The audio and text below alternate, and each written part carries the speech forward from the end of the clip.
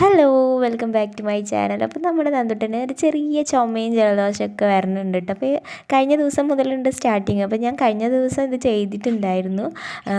ചെറിയൊരു ടിപ്പാണ്, എല്ലാ വീട്ടമ്മമാരും അറിഞ്ഞിരിക്കേണ്ട ഒരു ചെറിയ ടിപ്പാണ്. ഞാൻ ഈ ചാനലിൽ തന്നെ ഇടയ്ക്ക് പറഞ്ഞിട്ടുണ്ടെന്ന് തോന്നുന്നു കേട്ടോ. എന്നാലും ഒന്നുകൂടി ചെയ്യാമെന്ന് വിചാരിച്ചു. ഇനിയിപ്പോൾ പുതിയതായിട്ട് കാണുന്നവരാരെങ്കിലും ഉണ്ടെങ്കിലൊക്കെ അവർക്ക് കാണാമല്ലോ. അപ്പോൾ ഇത് കഞ്ഞിക്കൂർക്കയാണ്. കഞ്ഞിക്കൂർക്ക ഇല്ലാത്ത വീടുകൾ വളരെ വിരളമായിരിക്കും തോന്നുന്നുണ്ട് കേട്ടോ. പക്ഷേ ചില വീട്ടുകളിൽ ഇത് പിടിക്കാൻ വലിയ പണിയാണ്. ഞാൻ ഇത് ഇവിടുന്ന് കൊണ്ടുപോയിട്ട് ഏട്ടൻ്റെ വീട്ടിൽ, അവിടെ ഞങ്ങളുടെ വീട്ടിൽ കൊണ്ടുപോയിട്ട് നട്ടിട്ട് ഉണ്ടാവണേ ഇല്ല കേട്ടോ.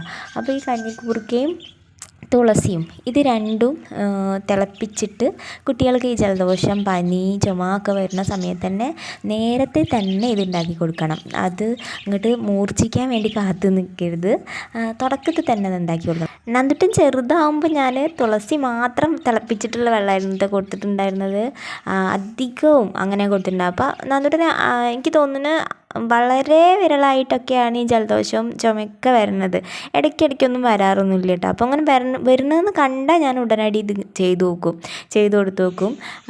അപ്പോൾ തന്നെ അത് ഭേദമാവാറുണ്ട്. എനിക്ക് എൻ്റെ ഓർമ്മയിൽ ഞാനിപ്പോൾ അടുത്തൊന്നും അവനെയും കൊണ്ട് ഹോസ്പിറ്റലിൽ ചുമ, ജലദോഷം എന്നൊന്നും പറഞ്ഞ് കൊണ്ടുപോയിട്ടില്ല കേട്ടോ. അപ്പോൾ അമ്മേനെയും അമ്മൂനെയാണ് നിങ്ങളിപ്പോൾ കണ്ടത്.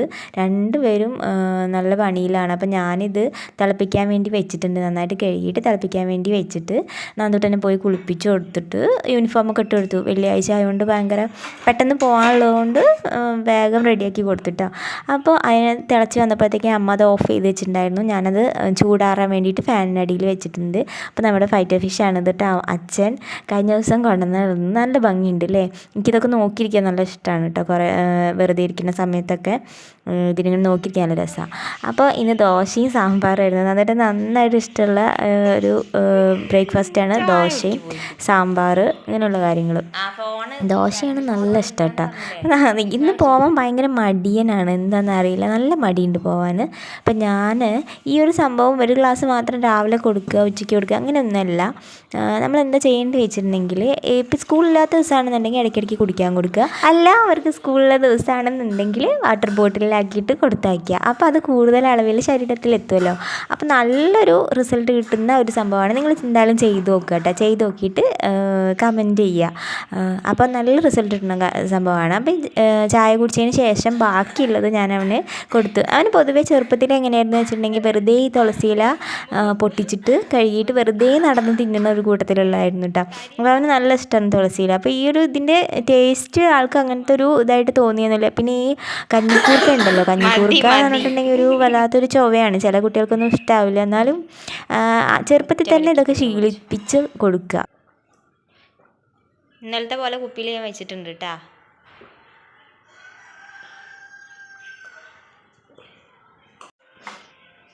അതിലുള്ള തുളസിയില മറ്റാൾ പെറുക്കിയെടുത്ത് കഴിക്കുന്നുണ്ട് കേട്ടോ. അപ്പോൾ മടിയനായിട്ട് ഇരിക്കുകയാണ് ഇപ്പോൾ ഈ കാണുന്നത്. എന്താണ് അന്തവിട്ട കുന്തത്തിൻ്റെ അരി? അയ്യോ, സ്കൂളിൽ പോകാൻ മടി, വയ്യായി ഒന്നുമില്ല, മടി മടി മുക്ത മടി. കാല് കടയേ, ഇതെന്താ തന്തായ പായസം തന്താ? അത് ഇതുവരെ കുഴപ്പമുണ്ടായിരുന്നില്ലല്ലോ. സ്കൂളിൽ പോകാൻ നേരത്ത് കാലുവേദന, പിന്നെ കാലുവേദന ഉണ്ടാവില്ല. കടിക്കരുത് അവിടെ. അപ്പോൾ അച്ഛൻ വണ്ടിയൊക്കെ തുടച്ച് വൃത്തിയാക്കുകയാണ്. അച്ഛൻ ഓട്ടോയിലാണ് പോകണം കേട്ടോ. അച്ഛൻ ഓട്ടോ ഡ്രൈവറാണ്. അപ്പം പോണ വഴിക്ക് അച്ഛനാക്കി കൊടുക്കും.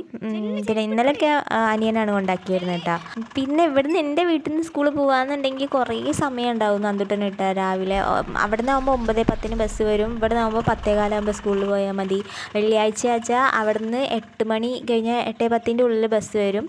ഇവിടെ നിന്നാകുമ്പോൾ ഒരു 9:30 ആകുമ്പോഴത്തേക്കും പോയാൽ മതി. അപ്പോൾ ഇത്രയേ ഉള്ളൂ ഈ ഒരു കുഞ്ഞു വീഡിയോ. നിങ്ങൾക്ക് ഇഷ്ടപ്പെട്ടെങ്കിൽ എന്തായാലും സപ്പോർട്ട് ചെയ്യുക. Thanks for watching.